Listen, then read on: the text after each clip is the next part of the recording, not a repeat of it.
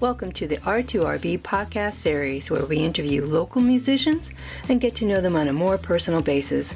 I'm Deb Lamato, your host for R2RB podcast series. This podcast is about the local musician's journey, their influences, their creative process, and so much more. We'll also highlight their music and let you know where they will be playing their next gig. So sit back, relax, and enjoy R2RB podcast series. Welcome, Kerry Hallett. So glad to have you join me. How are you today? I am doing well. Happy to be here. Thanks so much for having me. Oh, you are welcome. Kerry Hallett, you are a musician, singer, songwriter. You are originally from Virginia, moved to Philly for school, went to the West Coast, back to Philly, and now you and your wife reside in Delaware. And well, that's a journey in itself. Okay, right? Okay, and so before we get into that journey, I like to ask two questions to get us warmed up. If you could visit any place in the world that you haven't been to, where would you like to visit? Well, it's on my list actually for my 40th, and that is to go to southern Italy, the Calabria area, and then also go to Sicily. Some of my heritage, like on my mom's side, is from there, and I just love Italian food and cooking and wine, and I love the Mediterranean, and so I'm looking forward to going there. I definitely have that wanderlust though, so that is like one of many places I want to go that I haven't been. Oh my gosh, my parents have been. My stepdad is Italian, and the stories and the pictures and the talk about the food and the people. Yeah, definitely. That's a good one. Wait. I like it. All right. So what's your favorite app on your phone and why? Oh, my favorite app. Well, I'd say I have two. One is, well, they're both sort of practical.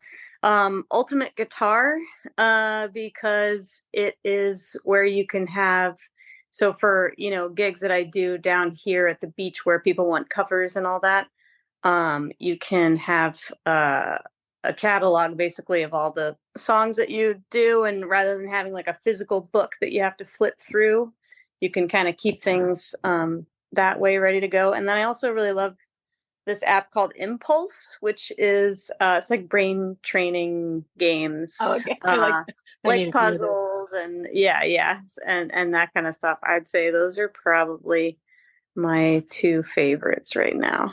Those are good ones. Yeah. You can think back about all the before all this great technology and all the things you had to carry with you, and sheet music and what have you. Right, exactly. I know it's been a journey to get me switched over from the the hard copy music, because I'm a very I like to have my notes that I've written on the songs and that kind of stuff. So it's been a journey switching over to the more, I guess, practical in some ways, because it's less stuff to carry. But yeah. Yeah, I find myself too, because I'm been attached to my computer for as long as there have been computers, and that kind of tells how old I am. But I still like paper and pen also for the same reason. Sure. Yeah, but it's much easier these days with all the technology. All right, so we talked recently before the interview, and you said you've had music in your life from a very early age. Who had the most significant influence at the start for you? Yeah. Definitely my mom. My mom played the piano, and she was an activities director for nursing homes, and so that was sort of a lot of my first musical experiences was like sing-alongs with her, like going and things she would do for the residents and stuff like that. She was also really into music herself, so she would be blasting Neil Young or John Lennon, or she listened to Nirvana when I was a kid, and she actually used to put on Imagine by John Lennon on Sundays and say, if you listen to this song and the lyrics, you don't have to go to church. So definitely my mom. Did she have the first influence also on singing, just not music? I think not really. I feel like she never really considered herself a singer. She was sort of playing the piano for her was very utilitarian, because what she wanted to do was to get people to sing. So it was less of a performance for her and more of like, this is what I need to do to sort of like get everyone singing together. And so I'm going to do it. But it was never like, everyone listen to me sing, I'm a virtuoso. So I don't know where I got the urge to like be a singer myself. Although I do think that my dad, who I didn't really super grow up with, I think he's got sort of a similar, like, soothing kind of singing voice. So I suspect that the nature part of it probably comes from him, I think. Okay. Nice. Yeah. Oh. And you also played an instrument when you were young. And that was very young in fifth grade. What did you pick up? I picked up the cello, which was about the same size as me. It's funny because my best friend, when we were kids, she wanted to play the violin, and then I thought, well, if I play the cello, we can play duets and play together. But also, I think my shyness was part of picking that instrument, because it was like sort of, I could sort of hide behind that giant thing, and then I didn't really think it through, though, because then huge instrument I had to carry around the hallways at school. But that was your first love, right? Your cello and learning Exactly. music and did Yeah. your friend go on to play the violin throughout her career, or? We did. I mean, we stuck it out together through high school, playing, both playing. She was a grade ahead of me, but we were often in the same orchestra or that kind of thing. I think I definitely went off onto more of a music tangent than she did. And so the cello, as you mentioned, it kind of was your front. It kept you safe or helped you with the shyness, correct? Yeah, I think so. And also, being part of a larger orchestra, like being a small but important part, and not like the person at the forefront, being part of a group. I think that really was an environment that helped me to sort of like nurture my musicality without having to be like, out there in the front. Yeah, absolutely. And I asked this question because I know how hard it is to push through being shy or being an introvert. And I never thought about the cello or having that instrument in front of you, giving you the confidence to sit there through and be part of orchestra. And so, what would you tell somebody that has that shyness or being an introvert and wants to play an instrument, but that holds a lot of people back, young people back? I mean, how did you work through that? I think it just is something like when you're in a group situation like that, and you may feel like insignificant or like you're not really that great of a player or whatever, but when you're with everyone and you're all playing in tandem and you're each playing your individual, by itself seems insignificant part, but then everyone comes together to perform the piece. I think that really just builds confidence, and it has that deeper sort of metaphor of like, you might feel like your part isn't insignificant, but in tandem with everyone, if we all just create that little bit of noise, it makes this like beautiful symphony. So I just feel like that's one of the best ways is being in like a school group like that, like choir or orchestra, band, because you're not shoved to the spotlight. You don't have to be a soloist. You can if you want, but you can also just be a small but integral piece, and I think sort of build your confidence that way. I like that. I like that a lot. And so you played the cello in fifth grade, which brought you into middle school and then into high school. In high school, yeah. And then you made the transition to college. So yeah, so in college, and I'd say probably around age 13, 14 is when I started teaching myself to play the guitar. And so by the time I got to college, I had decided not to continue with the cello per se, but sort of explore other avenues of music. And one of those was really trying to get better at the guitar and like writing my own songs. I think I had started writing some songs like in my late teens. And so sort of kind of going down that route with music. And your mom got you the guitar for Christmas. She did, yeah, yeah. It was just a busted old pawn shop guitar for me With strings to, that worked. yeah, exactly. Thinking back, I'm like, how did I? Because it's painful to learn the guitar, because holding the strings down for the chords is, you have to really build up your calluses, and if you've got like this. It was this gnarly, huge guitar with just, I feel like the strings were so hard. I don't know how I push through. I guess I must have been really determined. Exactly, right? And Mhm. that's that determination that's gotten you to where you are now. You're self-taught with the guitar.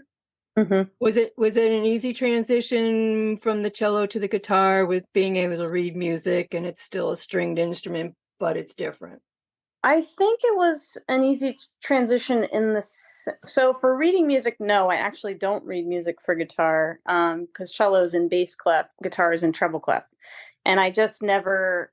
I wanted to play the guitar so instantly that taking the time to teach my brain to transpose things from bass clef to treble clef just was like too big of a step. I was like, how do I cut out this middleman? I want to be playing right now. So I just started, learning chords and playing tabs, which are basically like a really visual way to. I'm also a very visual person, so it's like a very visual way to learn that's not necessarily having to read the notes.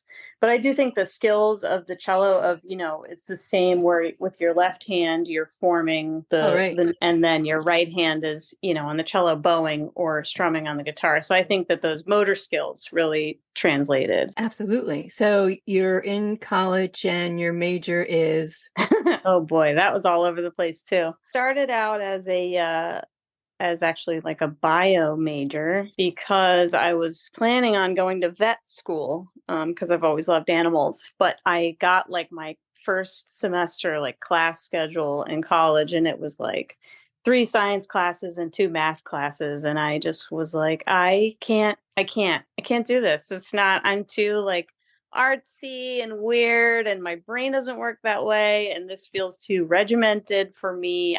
I just can't do it. So I think I was like undeclared for a little bit. And then maybe I was a political science major for a second. And then I found an art history class and just found like art history and anthropology to be really fascinating. Yeah. And ended up actually majoring in art history. So wow, yeah, very cool. Very all cool. over the place. Yeah.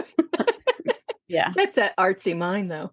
Yeah, exactly. Exactly. So, You're in college, you're playing acoustic guitar, you're at a local pub, mhm, correct? And mhm. the act that was there canceled Yep. Yeah. and you happen to be there. I happened to be there. I must have been chatting with the bartender. I don't, maybe it was someone I knew because by that time I was also working in the service industry, and they're like, "Oh man, the person who was supposed to play tonight canceled." And I don't know what came over me.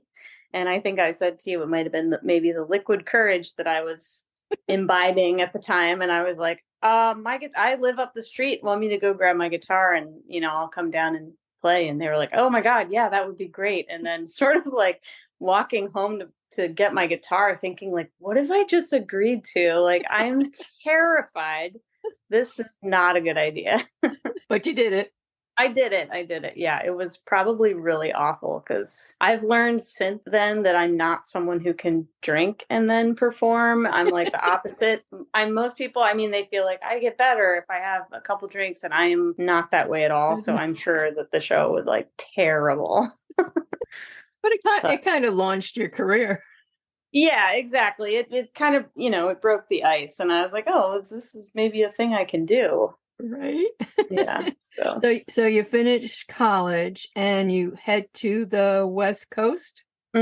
Yeah, West Coast. I was trying to get out of Philly for a change. I was with somebody at the time who was from the Pacific Northwest, and I actually have family out in Portland, Oregon. So we sort of decided on there, and I actually did get to do a lot of. It seemed like Portland was sort of a fertile ground for like acoustic singer-songwriter types, whereas in Philly it wasn't so much the scene there. So I felt like a little bit more embraced in Portland where, people wanted to hear that style of like, an acoustic guitar playing singer-songwriter. So I was like able to get gigs there at bars and pubs and restaurants, and actually met, some musicians that I worked with in the service industry, and we would do like themed shows together, or do like crazy riffs on cover bands like we did one year for Valentine's Day. There's the band The Magnetic Fields. They have the 69 Love Songs album. So we Nice.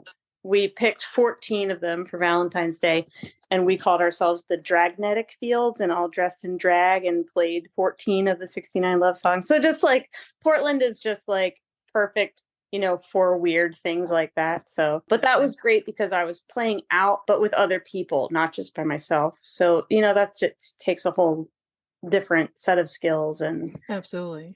yeah. So were you with that different bands, or were you just a group that continued to play together? I did a few different bands. I actually was also the drummer in a fledgling band in Portland that at the time was called Muscle and Marrow. So my drumming is also self-taught. So I always say like a really good rhythm, but I just stick to the basics. So that was fun doing like backup vocals and being part of like someone else's project, Right. where the lead singer was the writer and I was just sort of like complimenting her, which was also kind of a nice relief. So how long were you on the West Coast? About 4.5 years. Right. Yeah. Then, so you're there for a minute and then you come back to Philly. Yes. I sort of had my fill out there of the weather, which is really gray. And, I was born in Virginia Beach, so I'm like very much a sun baby, need the sun. Yeah, I don't know how people live there permanently. Yeah. I would be depressed all the time. Yeah, I was struggling for sure with depression, and I think the weather had a lot to do with it. There was some other, relationship stuff that didn't pan out, and I feel like I just kind of wanted to come back to Philly to sort of regroup and fall back in with my old friend group and just sort of reset. So you made that transition, and was there, obviously you had a whole set of friends here, your family was here. Was there somebody special that was here, or did that come later? Oh, you just had a hunch. Yeah, Millie I had known in Philly before we worked together, waiting tables together, and just sort of had marginally stayed in touch over the years as friends. And then I was coming back to Philly to visit and be like, decide, am I moving back here from Portland? It's kind of like touch base with my people, see what's going on. Like, is this somewhere I want to come back to? She and I just had decided to meet up for like friendly cup of coffee, and it turned into like friendly glass of beer. And then, I don't know, sort of it came out that, oh, I always thought you were cute. Oh, I always thought you were cute. And, just the timing was never right. And so, yes, there was a slight extra motivation to get back to Philly more quickly once I had this sort of, new kindling of like, oh, maybe there's like something here that we should explore, because sort of seems like the stars are finally aligned. So yes, definitely. I have it on good authority that it turned out well. Yes. Quite right. Yeah. Awesome. Where did the band Heart Harbor originate from? Was that here on the East Coast? That was the East Coast. Yeah. That was sort of like, it was interesting because the name for that sort of came about after, so I was working with Erin McYown, who's a producer, a musician, writer, really prolific songwriter and great human. And I had reached out to her because I kind of decided finally, like, all right, I need to like get into the studio. I have all these songs that I've written, and I really want to work them up to their full potential, not just these little like demos of me that I do, layering over top of myself in my home studio. So I reached out to her, and she and I were working on some of the songs, and she helped me sort of workshop them and edit some of my writing, and made me write a bridge, which I never, ever, ever do to any of my songs. So the only song I've ever written that has a bridge is Hating Nothing. And that's because Erin McYown was like, I feel like there's a bridge in there that you could pop out of that song. So I sort of had this package of 5 songs that we finally worked up. After that, I was like, well, deciding, do I want to just go by my name and then I'm sort of pigeonholed as the singer-songwriter, or do I want to like, just make up a band name? And then it seems like, I don't know, more of a band. And again, I think part of this was like my insecurity, but also part of it was that at the time in Philly, it wasn't like a singer-songwriter scene. Right. So I was like trying to, be like, all right, well, I'm a band. Like we're a band. It's not just, me and a guitar. So Heart Harbor came around because I was thinking about how all the songs were sort of written on either coast. East Coast, West Coast. That's where the harbor came from. And then the heart, because, they're all about either love or they're about heartbreak, sort of the song. So I was like, just kind of decided on that on a whim to be like, I have a band name. I'm not just like a girl with a guitar, which I know a lot of that's like part of my insecurity. Anyway, that was that. And then, just kind of after I recorded the EP is when I built the band. So, And the songs on that EP? the songs on the EP, we have Always Honey, which is one of my favorite songs I've ever written. It's a really fun, boppy, cute love song. There's Hating Nothing, I mentioned, which is the only only bridge containing song I've ever written. There is Kismet, which is a song that actually came to me when I was at a silent meditation retreat, and I was not supposed to be writing, and I had to like secretly sneak in my room and write during lunch because the song just like exploded in, I guess, because my brain was so clear from meditating. Oh my God, that yeah. Everything, the melody, the words, everything just like came out of nowhere. I was like doing my walking meditation, singing this song over and over in my head. And I sneakily had to go and like write it down so that I was like, I need to be able to get back to this like when I'm allowed to. So that's Kismet. There's also The Question, which was a song that also just sort of like fell out of me when a friend of mine's sister passed away suddenly. And then I have Melissa, also a love song about Millie. It's funny because a lot of people don't know that Millie is short for Melissa. So they think I'm singing about someone else when I'm singing that song. And they're like, what is going on? Or they'll say to Millie, like, wow, like you're like really cool that you like are fine with her singing this song about, I don't know who this person is. And she's like, it's about me. So I'm good. Yeah, so we're good here. Just a quick side question for your songwriting, because you just say that you hear it in your head, you put it together in your head and it falls out. Are most of your songs like that, or do you have a process at all? Most of them are like that. I feel like for me, music is it's like an emotional vessel that when I feel quote unquote inspired is because I'm feeling something intense, and that's when they sort of, it's like a processing thing for me almost in a way. It's been a little tricky to like, now that like, I don't know, my life is sort of like on track and like my love life is like figured out, like now what am I supposed to write about, But I think for me, it's always been so emotional because I'm very much like, this is my excited face too, like I'm like not, I'm pretty even keel. So it's usually, yeah, like an intense feeling, happy, sad, whatever intense feeling is what helps me write. I like asking that question because I always like hearing everybody's different. Mm-hmm, mm-hmm. Thank you. All right. So what's the most challenging part of being an indie musician? The most challenging part is getting paid for your original music. Definitely. I have to say, like, being here in Rehoboth is great for being a working musician because, everyone wants to have music in the bars and restaurants. So they pay and, you can make good money, which is great. They don't want to hear your original songs though. Like they want you to be playing covers that people are going to recognize. And, you can slide one of your own in there here and there. But for the most part, they want to hear covers. So it's tricky to find venues, where, and in general, in the United States, where you're going to be compensated for playing your original music.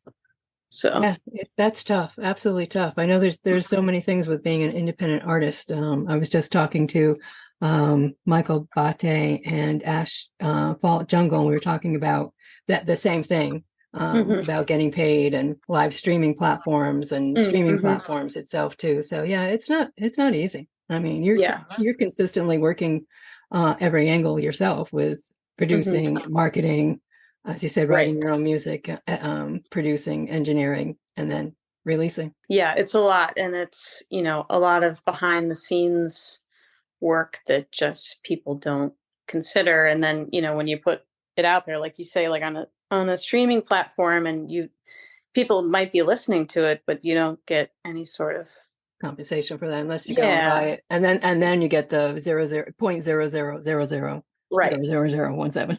Exactly. Yeah. It's very, very minimal. Well, how do you feel about the streaming platforms, Spotify, iTunes? I mean, it's sort of like, I don't know. I feel like at this point, it's unfortunately, it's a necessary evil, you know? I mean, it's like social media, like the way the world is now, the way people find their information, the way people find their music, it's got to be digital. Like, it's just not, there aren't really even record stores anymore.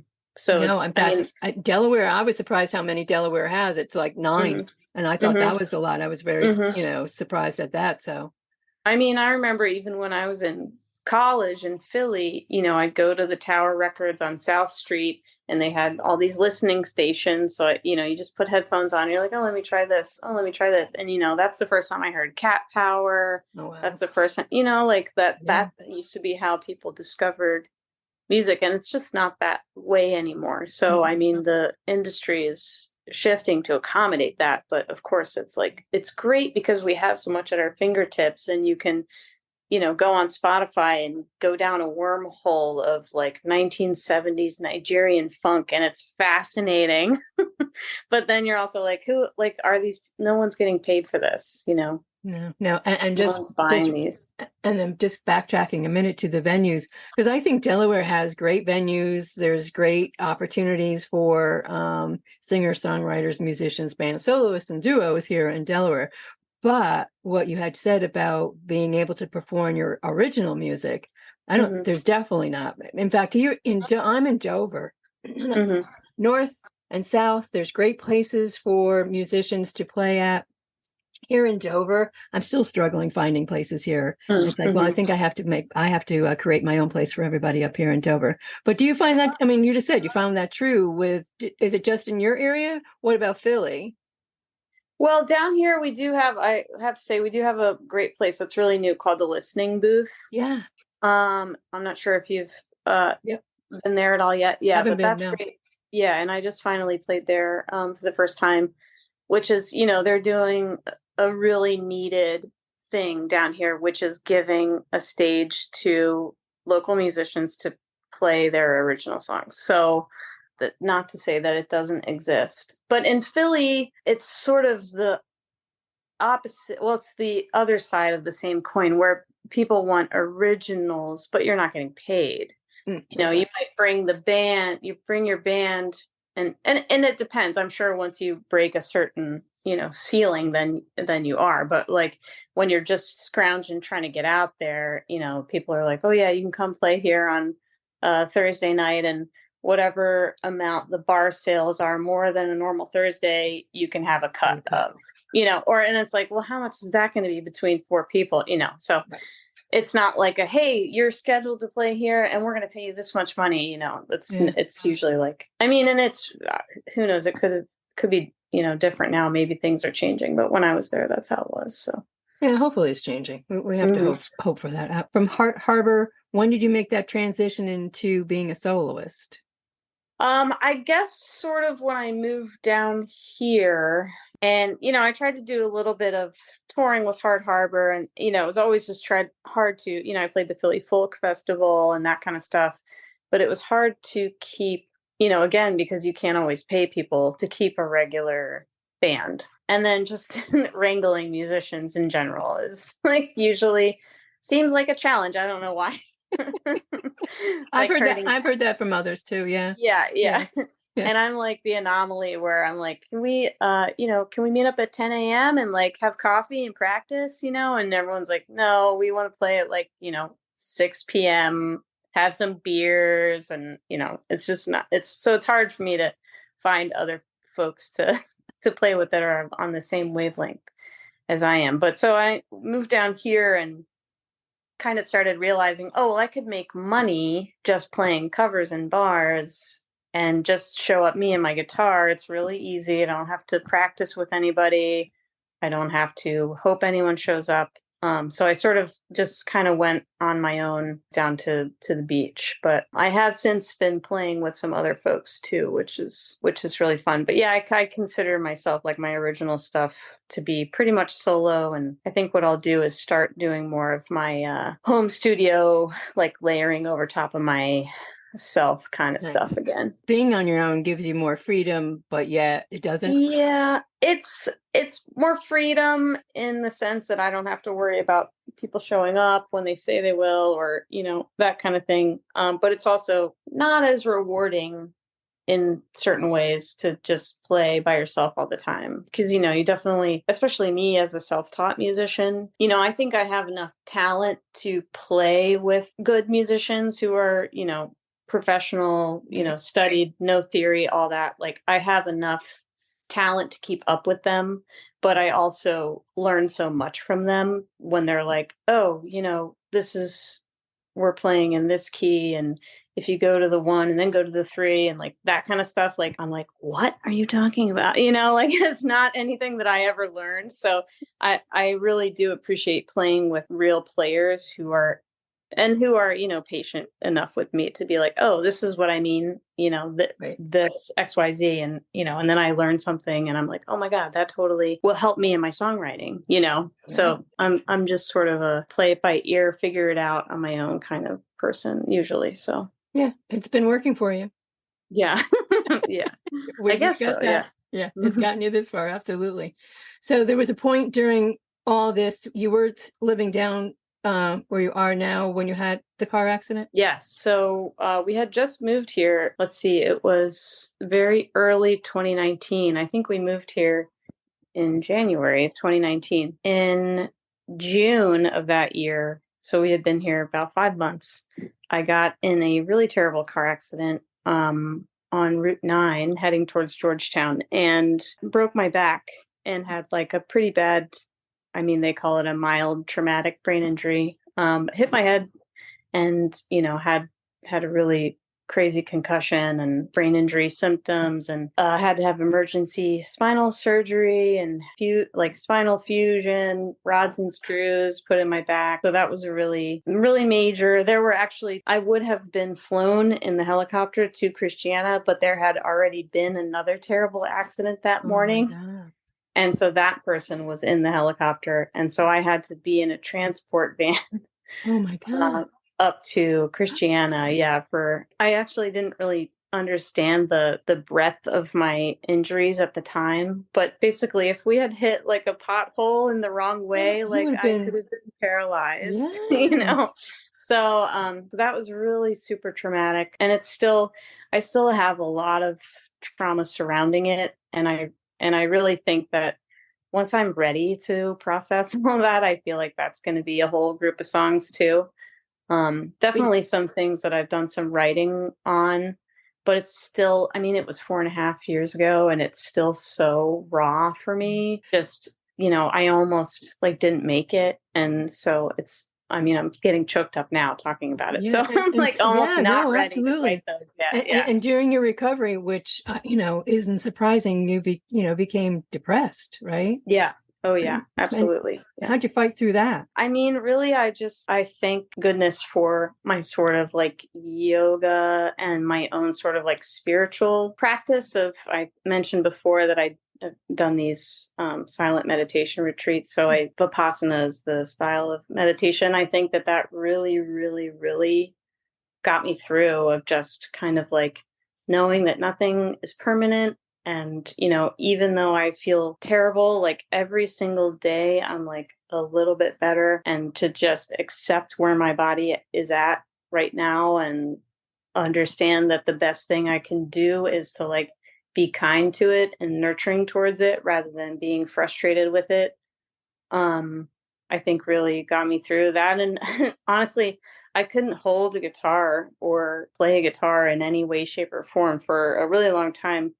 The only thing that really got me out of bed was cooking, because I could still stand there and chop things, and I love to cook, and it's a great creative outlet for me. And honestly, I think that saved me. Like Wow. watching cooking shows and like watching especially Salt, Fat, Acid, Heat. with Samin Nosrat was really helpful. Yeah. Cooking is honestly what saved me. It's Oh kind of my funny. gosh. And Mhm. I brought this up for a reason because we all suffer at one time or another, some depression, anxiety. We want to hide, and especially with COVID. And I think if people can hear, somebody else say, well, may not work for you, but this is how I fought through it, or this is what I Sure. felt would help me, looking for that one little positive tidbit that somebody else can take away. And out of all that, didn't you write a song? Yes, I think I kind of finished, this formation of this song that had been around in my head for a long time. But yeah, so and I was just calling it A minor because I could never come up with the title for it. And I don't even remember what title I gave to the song because I just called it A minor for so long. It's definitely it's sort of inertia about like not being able to move, which was sort of what was literally happening to me. Right. Yeah, Oh my yeah. God. Thank you. And thank you for sharing that. So there's been Hard Harbor, there's been Kerry Hallett, the soloist, and you also play with Gold Star, a 90s Yeah. cover band. Yes. How did you get involved with them? Super fun. So, our realtor down here who helped us find this home that I'm finally sitting in, her partner is a musician, and so Liz had sort of mentioned to me, "Oh, my partner plays drums. Like, I don't know, maybe you guys would want to get together and see, if you want to play music together." And so Storm and I met, and we're the same age. We grew up listening to all the same songs. We were both sort of like looking for another project.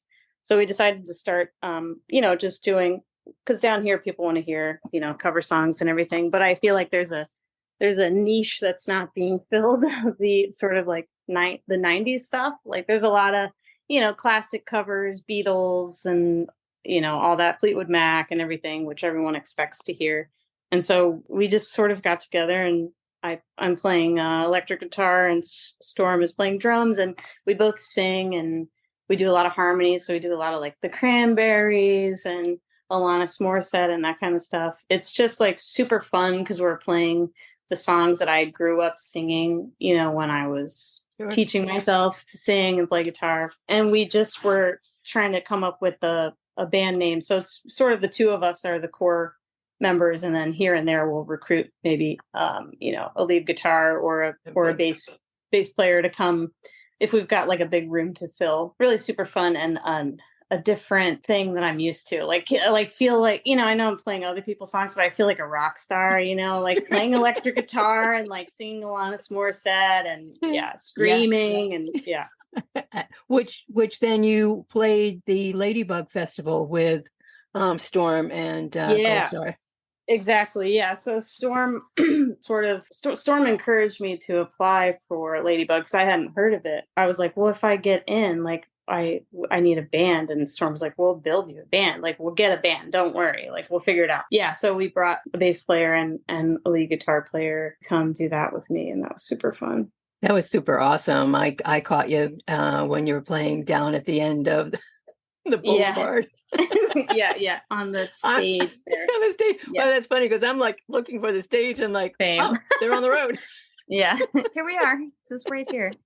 And But yeah, you got a few sprinkles, but they stopped and you guys played. You were awesome. Thank you. Yeah. It was really fun to play my songs with a full band again because it's been a while. And it's always interesting to play with a different group of players because I'm never like, well, this is the guitar part on this song, so play that. I'm like, play what you hear. I want to hear what you hear to kind of like bust this song out of, into a new configuration. So it's always interesting to hear what other players come up with on the songs that I've written. Yeah, that's cool. Very cool. Mhm. That was a great festival. I hadn't been to the Ladybug Festival before. I had heard about it, but that was my first time and I thoroughly enjoyed myself. Same. What was there, like over 30 performers, that Yeah. 6 I different hope to have stages? us back. Yeah. Oh, yeah. Very cool. Great. All right. So let me go back just a bit. You graduated from college with a degree in art history. You told us why, more or less, and you are working on your master's in nonprofit leadership because, and I like the why, Go ahead. Because my wife and I want to start a dog rescue. Yeah, so we're crazy dog ladies. When we were in Philly, we were doing a lot of stuff, working with volunteering with local rescues and that kind of stuff. And two things, the senior dogs and also the pitties are two causes very near and dear to our hearts. We just lost our senior pitty a little over a year ago. Yeah, so I think we just want to, once we get to that point where we're ready to do that, focus on so many adult, but especially so many senior dogs get dumped at shelters. It's just heartbreaking. So they're in the part of their life where maybe they lived with a family for their whole life, and then the family's having housing issues, or the family moves, or who knows, they have a baby, and for whatever reason, the senior dog who needs to be wearing sweaters and laying on a rug in front of the fire at this point in their life is at a city high intake city shelter where people maybe come in to adopt puppies, so we just want to help those dogs. I love it. I absolutely love it, because I mentioned to you, I'm also love all the rescues. And if I didn't, I will send you the names of the two ladies. That one has a winery up in Pennsylvania, Jennifer Estelle, who does a women's health care side of it, and then the dog welfare side of it, and brings it all together. Beautiful place. And then Naomi Girk, she makes bow ties for dogs, animals, whatever you have. And she gives back once a month to different rescues. I'll give you those contact names. So thank you for that. Yeah. That's amazing when you get to that part. I love that. I know we want to, we're both artists. My wife's a ceramics artist, and we, would love to sort of combine our arts backgrounds with, she was doing this for a while, donating a portion of her sales to whatever. So, trying to figure out, because we are these sort of, I guess you could say, well-rounded, but I feel like we're a little all over the place with our interests, but finding a way to really gel everything that's important to us and do what we need to do that way. That's so great. And you mentioned that Millie is a ceramic artist, correct? And she can be found at missmillie.net, correct? Exactly. Yep, yeah. Beautiful pieces. I have been looking. Oh, good. Thank you. You're welcome. So how do you balance work and home life? Balance is not a word that really is fitting into my vocabulary lately. But I think now that I just mentioned to you, we're finally moved in, albeit sort of camping style, to our new house. Well, it's an old house, new to us here in Milton. But I think now that we have this sort of home base, it will be a lot easier. I think for me, part of my being a musician or being an artist or tending bar 2 nights a week or playing gigs two nights a week, it's because I don't like to spend all of my time doing one thing. I've tried to have a normal, quote unquote, normal office job, 9 to 5 thing. And it crushed my soul. So I feel like in general, even though things have felt a little crazy because we haven't been able to move into our house, I feel more balanced maybe than a lot of people do, just because I might spend 2 nights playing music and then 1 night tending bar, and then the rest of my time is in the kitchen, at our house, making food, or feel like my life is just sort of this sort of pragmatic, all these little things here and there. I feel really lucky that I don't ever feel crazy out of balance between work and life. There doesn't really feel like a separation to me between work and life. I like that. So what's next for Kerry Hallett? Well, next I'm sitting in the room right now that will be my studio. So next is building a home studio where I can pull away in here and with my headphones on and record. And I just have so many song starts that just need to be worked out. I think I mentioned to you, we've been traveling for about 1.5 years. So it's been tricky to really sit down and, finish things. So I'm really excited to be building this space for me to concentrate and work and plug things in and, just sit with my headphones on and work and bring things it out. and bring it all together. Where are you booked for December? Because I think by the time I get this edited and released, it'll be December.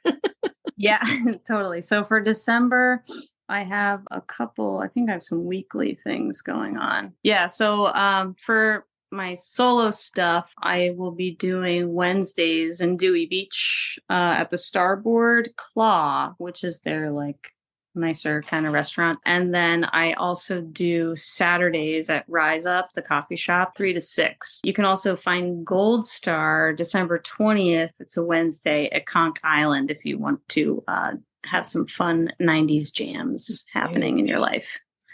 I like it. Is there anything else you'd like to share that I haven't touched on? Oh, and like, where can they find you and book you and contact you? Oh yeah, find me, book me for originals, covers, all the things. KerryHallett.com. KerryHallett.com. I'm also on Instagram, Kerry Hallett Music, Facebook as well. Awesome. That is great. Kerry, thank you so much for being here. Thank you for taking time out of your busy construction life. Yes, thank you. Thanks for having me. This has been really fun. Oh my gosh. I look forward to following you more and seeing you all over. And I will be at one of your, I will come listen to you live. Awesome. Great. I'll look forward to it. Thank you for listening to the R2RB podcast series. You can listen to the podcast on www.r2rb.com/podcast or on r2rb.buzzsprout.com. Are you a local musician that would like to be a guest on the R2RB podcast series? You can email us at info@r2rb.com. Have a suggestion for the next podcast interview? Send that to info@r2rb.com. Find us on Facebook at R2RB Broadcasting and on Instagram at R2RB. Until next time, keep the music playing.